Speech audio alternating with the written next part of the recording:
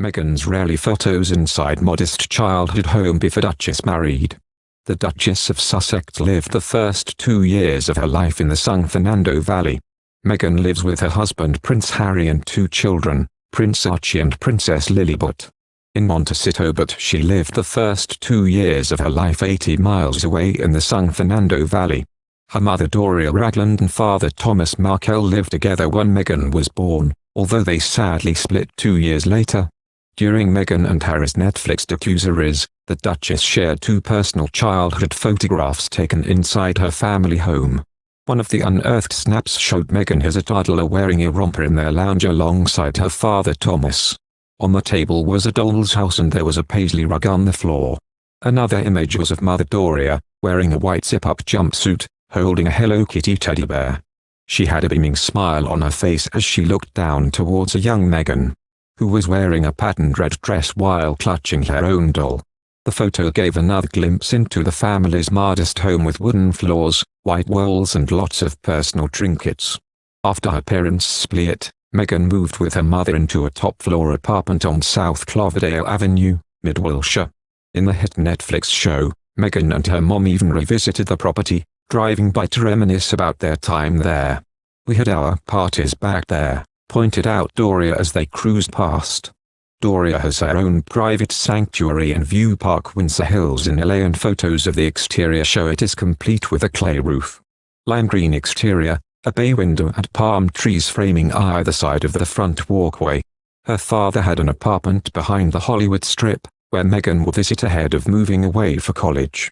The Duke and Duchess of Sussex live in a 9-bedroom property, officially named the Chateau of Riven Rock, and it has an array of luxurious features that wouldn't be out of place in a 5-star holiday resort. The family has an outdoor pool, a giant play park, a wine cellar, a games room, a cinema room and more.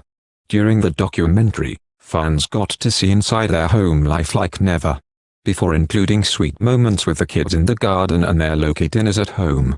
More recently, the couple have given another insight into their utopia garden when they recorded a video from their veranda.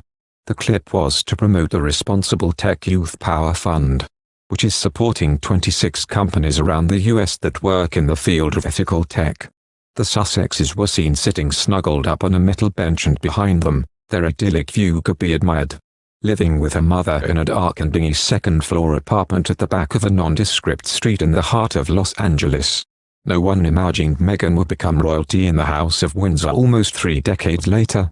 These are the modest childhood homes of the Duchess of Sussex, as she was pushed from pillar to post by her mother Doria Ragland and father Thomas Markle before and after their divorce. The modest housing is in stark contrast to her grand abode now in Kensington Palace, where she and Prince Harry live in a 2-bedroom cottage. Her humble beginnings started on Providencia Street, in Woodland Hills, where she lived with her parents and half-siblings Thomas Jr. and Samantha. Both her brother and sister have recently spoken out vehemently against Princess Pushy for allegedly turning her back on the dysfunctional family. Meghan lived on the property until she was 2 years old, and it was the biggest and flashiest home she lived in during her youth. It was located opposite a country club, but the inside was fraught with problems.